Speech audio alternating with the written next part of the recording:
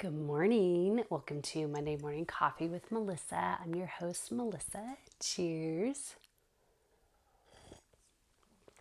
This morning, I want to talk about this amazing book I'm reading called Tiny Habits: The Small Changes That Change Everything by BJ Fogg. It just came out this year. This guy he founded the behavior design lab at Stanford, and he teaches industry innovators how human behavior really works. And he created a Tiny Habits Academy to help people. I'm reading this from the back of the book, by the way, to help people around the world. Anyways, it's a really, really great book. A friend of mine, my husband brought this home from work. And then a friend of mine who also works at the same company my husband works, she started reading it and she just started raving about it. She wasn't even that far into it. And she started raving about it. And I thought, okay, I had finished my other self-help book. And I thought, okay, that's the next one. I'm going to dive right into. I'm about halfway done with it. And anyways, it's really, really good. So I want to share, as you can see, books like this, I like buying like the hard copies of hard copy or, paperback, whatever is available, of self-help books so I can mark the pages.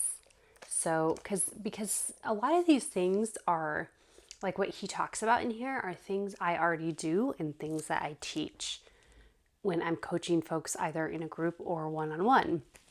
So not a lot of it is new to me. However, one thing that I learned from Marie Forleo in my online business school, which I'll talk about in a later Monday morning coffee, but is instead of saying I already know this, asking myself, what can I learn? What can I learn? And I'm really digging like his scientific approach to building tiny habits. So, anyways, let's just dive right in to what I want to talk about today. I'm going to read a little bit of a quote, or I'm going to quote part of his book, and then kind of share my thoughts, a few examples, and you could tell me what you think. Okay, I'm quoting the book. Most people operate under the assumption that they've got to go big or go home. They think that in order to kick a bad habit, de-stress, or make a pile of money, they've got to do something radical. Go cold turkey, sell their house and move to the beach, put all their chips on the table, go all in. I'm going to stop right there. So I'm going to end quote right there. What he goes on to say are things that I teach people, because I often see people who they're like, okay, I feel like I need to have all my ducks in a row before I could start eating better and start moving and start sleeping better. I have to have all these things done. And then I'm just going to go all in. I could do this all at once. I could start exercising every day. I could start eating healthier. I could start sleeping better. I'm just going to do it all at once. I'm just going to wait. And what happens, and I witness this all the time, is they don't do anything. They don't do anything. And I can relate because I used to be that person. Oftentimes with people with anxiety, we tend to want to be perfect, right? Am I right? And with that, so when things aren't perfect, all our ducks aren't in a row, we get so anxious. So anxious. So this whole thing about going big, go big or go home is, first of all, it's something society has put a lot of pressure on people for. And it's perfectionism at its finest. That's the term I thought of when I was thinking about what to share on this topic this morning is this is perfectionism at its finest. And I remember whenever I notice someone, whenever I am coaching someone, that, oh, I want to do this all at once. I want to do it really well. Great. I love that attitude. I love that attitude that you want to do a good job. You want to do this quote unquote the right way. There's not really necessarily a right or wrong way. But I love that. I love that enthusiasm. However, when we want everything to be perfect from the beginning, when we want to do everything the right way, it can totally backfire on us. Totally backfire on us. So this whole thing about going big or going home is just, in my opinion, from what I've experienced working with clients and in my experience, it's just a facade. It's just a way to procrastinate. Because I feel like and BJ Fogg talks about this in his book, that we shut down. We can't handle too much at once. And I want you to think about something for a second. So think about like brushing your teeth. Okay, that's a habit that's probably ingrained in you. Hopefully it is, since you were a child.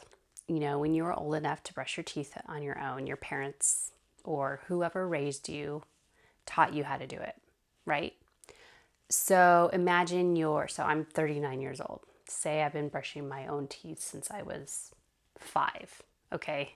We'll say, so 34 years I've been brushing my own teeth. If one day someone said, okay, just stop brushing your teeth, Melissa, I don't think I could do it. Like, even if someone said, okay, brushing your teeth is overrated, it's not helping your teeth, just stop brushing your teeth. It's actually better if you don't. I would be like, what? That would not fly with me, because I'm in the habit of, usually in the morning when I get out of the shower, I brush my teeth. Or if I go ride my bike or go for a hike or work out outside, when I'm interacting with other people, I'll brush my teeth before I go work out. And then at night, what do I do right before bed? Well, I get my glass of water and I put it on my bookcase, and then I go floss and brush my teeth in the bathroom. So if someone told me that, I'd be like, no way. No way I can do that.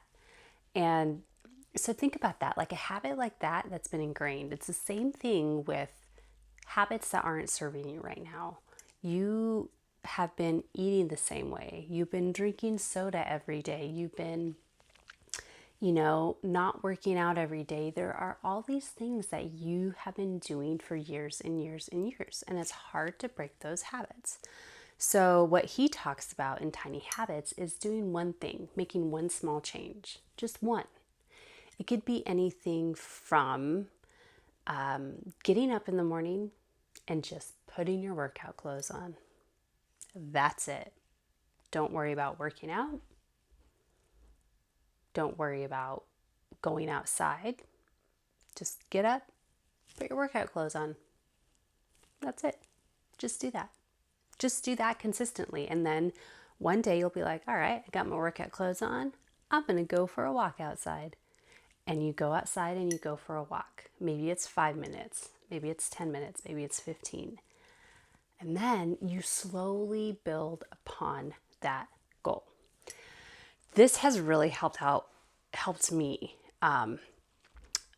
One habit that I've been really working on this last year, getting into, is working out in the morning.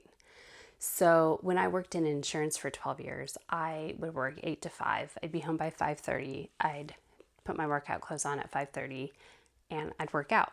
That was my routine. I felt best. That's the best time of day for me to work out. And similar thing with my last corporate job. I worked 9 to 6, but I also ran a fitness camp at 5:15 at that place. So sometimes I would get up in the morning and ride my bike into work. Other times, most of the time I didn't, depending on the time of year and the weather. So I'd work out, I'd get in the habit of working out at 5:15 with the boot campers. And that worked for me.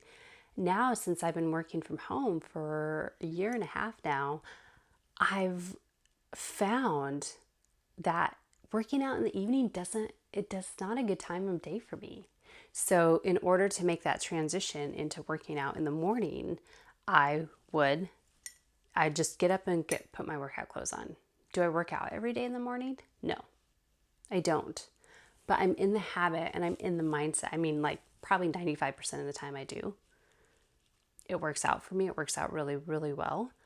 But just the habit of getting up, putting my workout clothes on, even if I don't work out, is huge. It helps keep me in that mindset and it helps keep me on autopilot.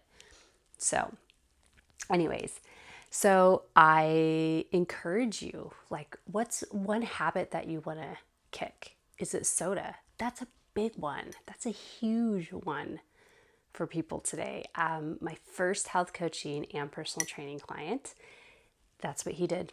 He stopped drinking soda one day. He thought, I'm just going to give up soda. So he stopped drinking soda and he started to lose weight.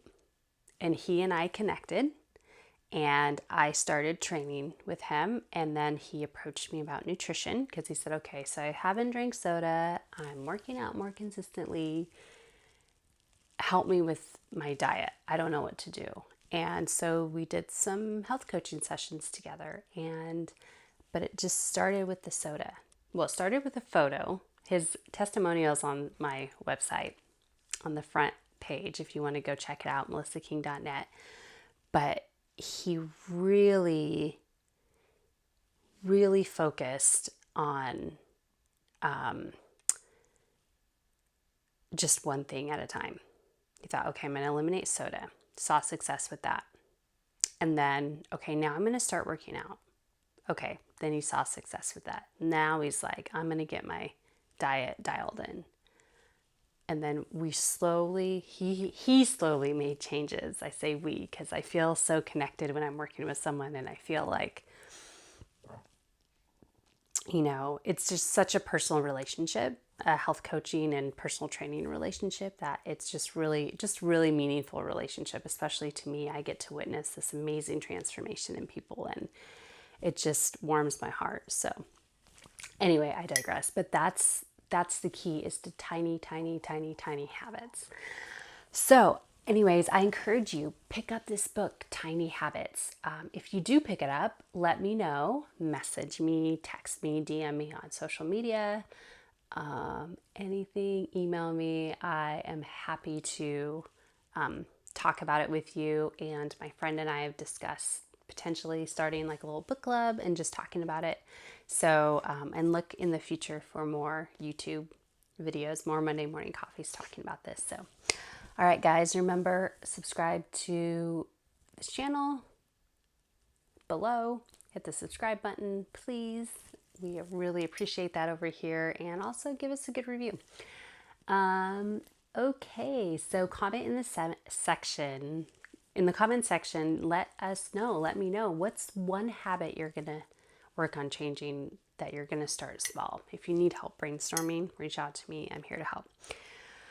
Okay, guys, thanks for watching. I'll see you guys soon. Cheers.